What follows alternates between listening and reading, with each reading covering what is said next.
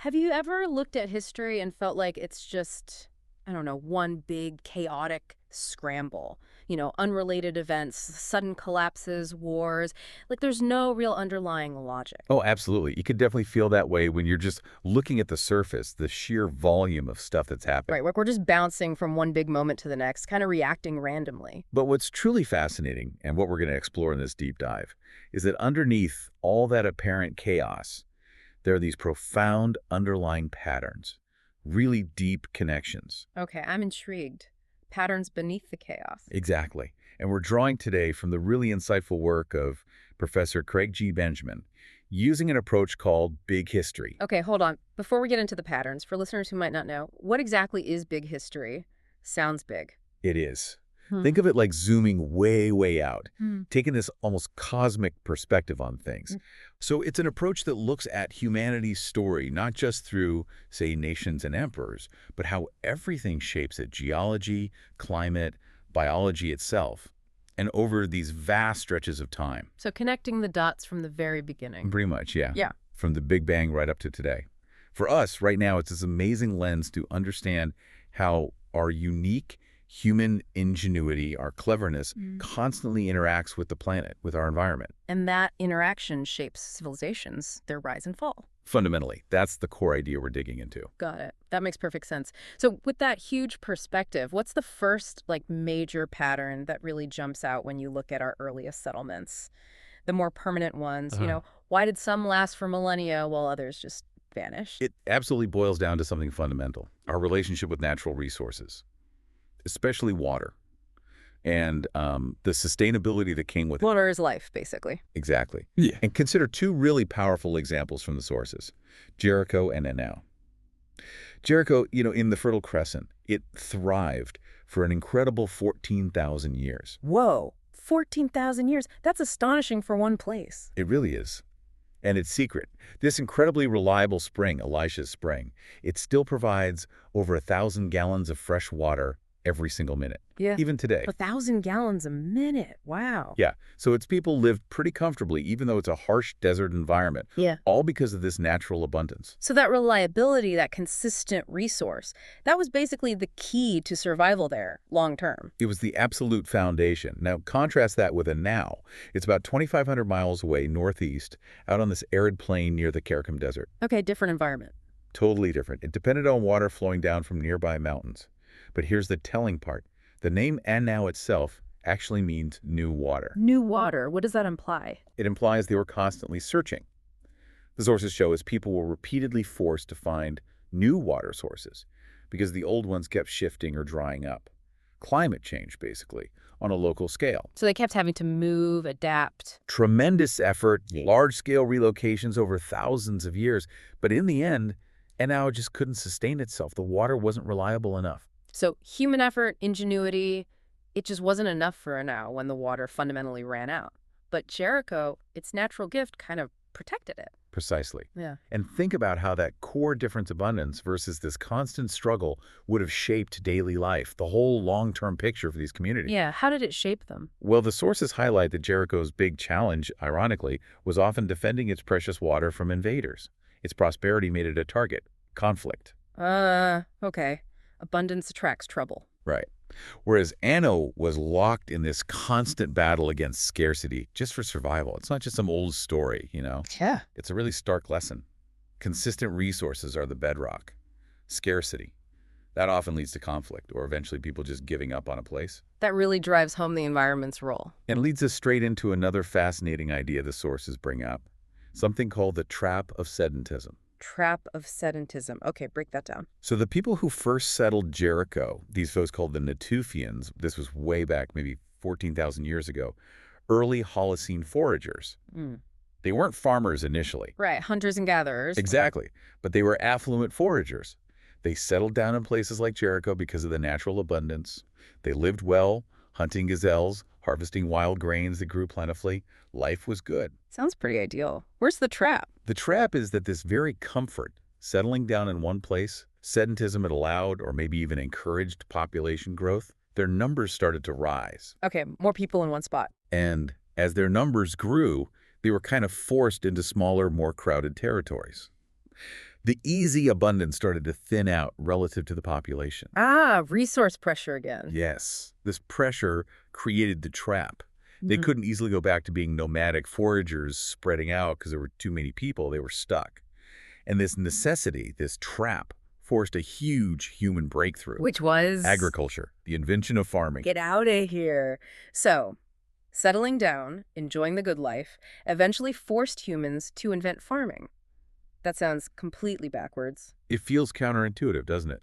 Abundance leading to this massive, really labor-intensive change. But that's the argument. Wow. Okay, so what kind of massive shifts did agriculture actually bring about? I mean, it changed everything, right? Oh, completely. It was a total paradigm shift from how humans had lived for, well, almost our entire existence. Think about it. Foragers. They were masters of what's called extensification. Extensification. Spreading out. Exactly. Like pioneers, constantly moving into new areas, finding new resources.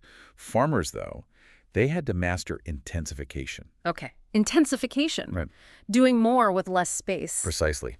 Figuring out how to squeeze more energy, more food from the same fixed plot of land, generation after generation. And how do they do that? Mainly through artificial selection, choosing the best plants, the best animals. Like breeding? Yeah. Our sources use the example of corn. Its ancestor, teosinte, was this small, kind of weedy plant, not very nutritious. Right. It took untold generations of early farmers deliberately selecting, modifying, breeding, basically transforming it into the amazing crop we know today. That took incredible effort, collective learning over centuries. That's a fantastic example of intensification. So farming created this kind of partnership between plants, animals, and humans in one place. A symbiotic relationship, exactly, within a smaller fixed area. But, and this is important, this didn't happen everywhere at the same time. It wasn't some overnight global switch. Right, you mentioned Jericho and the Fertile Crescent. It started there earlier. Much earlier. And that's partly why agriculture developed much later in the Americas, for example. Why was that? Well, a couple of big reasons. Those megafaunal extinctions we talked about earlier, they meant fewer large animals suitable for domestication in the Americas. Think cows, sheep, pigs in Eurasia. Okay, fewer options for animal farming. Right. And the plants themselves, like that teosinte ancestor of corn, were just genetically harder, took way more effort to domesticate compared to things like wheat or barley in the Fertile Crescent.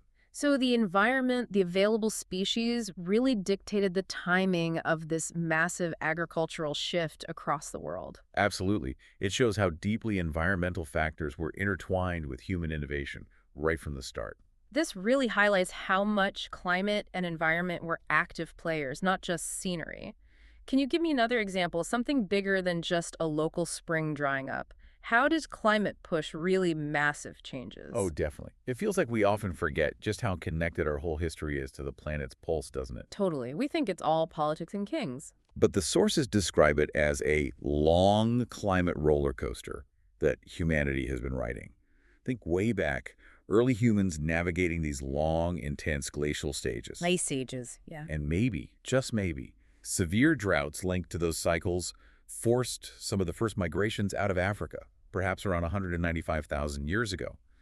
It's a hypothesis, but climate pressure is a likely candidate. Wow, that far back. Then you have dramatic shifts like the Younger Dryas, a short, sharp, intense cold snap around 14,000 years ago, a real shock to the system. Must have been tough. Followed by the Holocene optimum, roughly 9,000 to 5,000 years ago. This is a key period sustained warmth, more moisture globally. And that helped farming.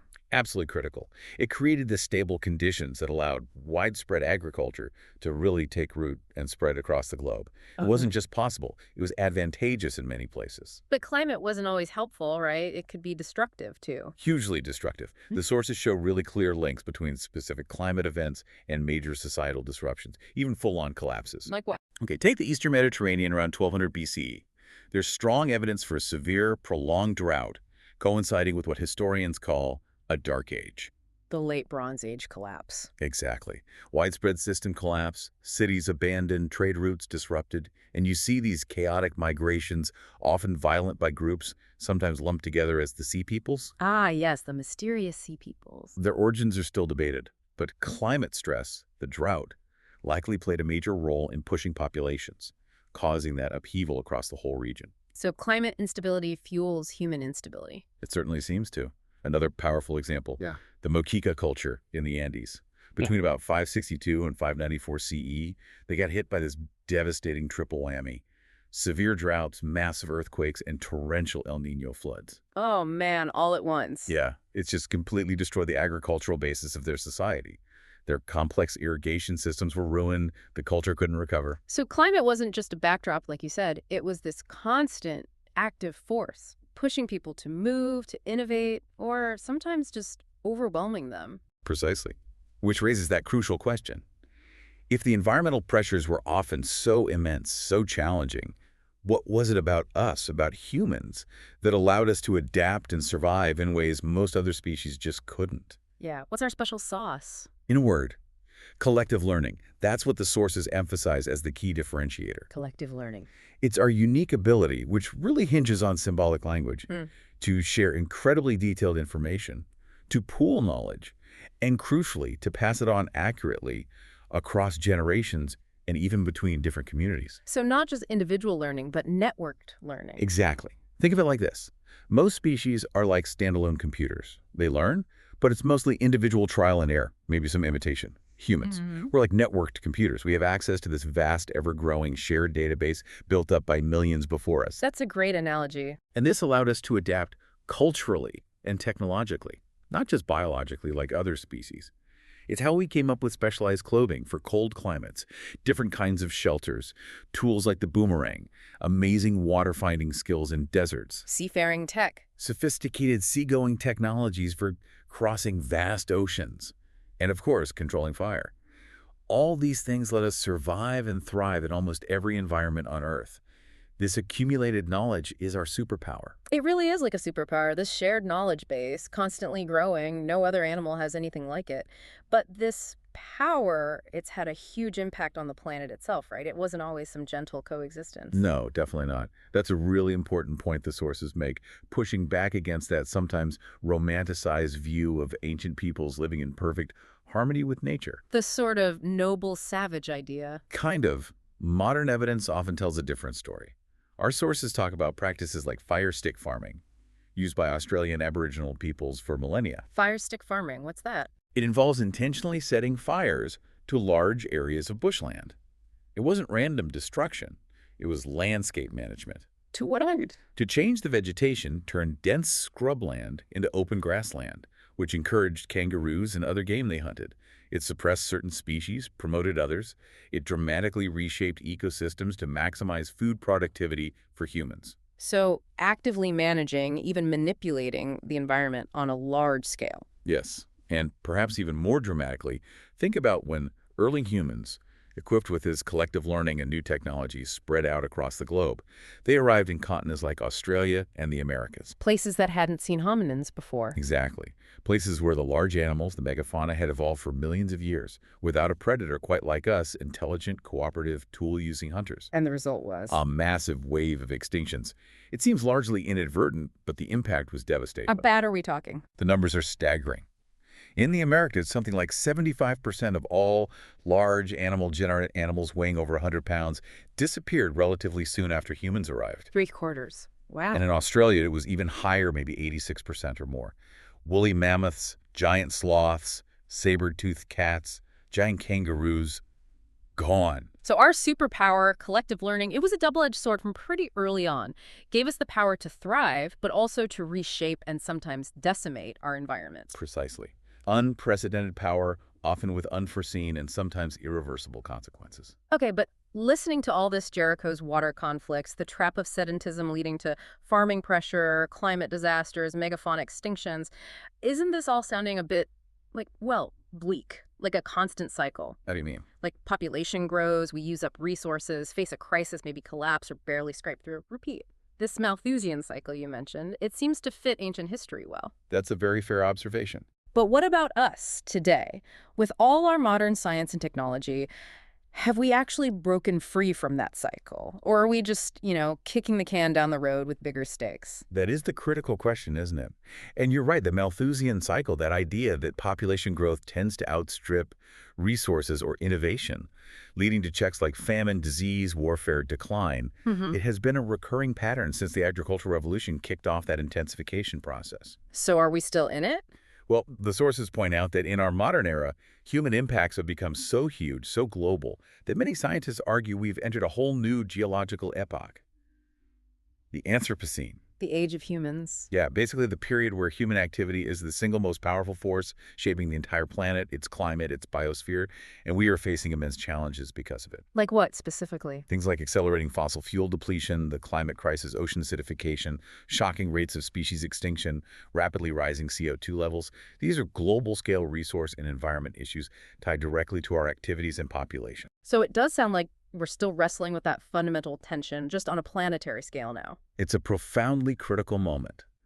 But, and this is crucial, there is room for optimism. The sources stress this too, precisely because, as they put it, the future has not yet been determined. Meaning we still have choices. We absolutely do. And that same superpower, collective learning, the one that got us here and caused some of these problems, it also offers the most powerful pathways to solutions. How so? What are the hopeful signs? Well, look at some key trends. Human population growth, while still high, is actually slowing down globally. Projections suggest it might peak somewhere between 10 and 12 billion later this century. That's a massive demographic shift compared to the exponential growth fears of the past. Okay, slowing population growth helps ease the pressure. What else? We've also seen that rapid global cooperation can work when the threat is clear. Remember the ozone layer crisis in the 80s? Yeah, the hole over Antarctica, CSCs. Exactly. The Montreal Protocol was enacted relatively quickly. Nations agreed to phase out CFCs, and it worked. The ozone layer is recovering. That was a direct result of global collective learning scientists identifying the problem, sharing the data, and governments taking collective political action. That's a really important example. It shows we can do it when we put our minds to it collectively. It absolutely does. Yeah. And today, we see the rapid emergence and falling costs of alternative energies, biofuels, wind power, solar, geothermal. The technology is developing fast. Right, renewables are becoming more competitive. Plus, you have ongoing international efforts, like the UN Framework Convention on Climate Change, the Paris Agreement. Now, obviously, these need much more ambition, much faster implementation, significant scaling up. Yeah, the progress feels slow sometimes. It does. But they represent platforms, mechanisms built on the idea that collective learning and global cooperation are the way forward. They show we can potentially find pathways out of crisis, or at least manage it better. It's not just about lamenting what happened in the past, but actively learning from those cycles to try and shape a different, more sustainable future. Learning from the dance between ingenuity and environment, as you put it. That's the heart of it. Yeah. So if you remember just one thing from our deep dive today, maybe let it be this.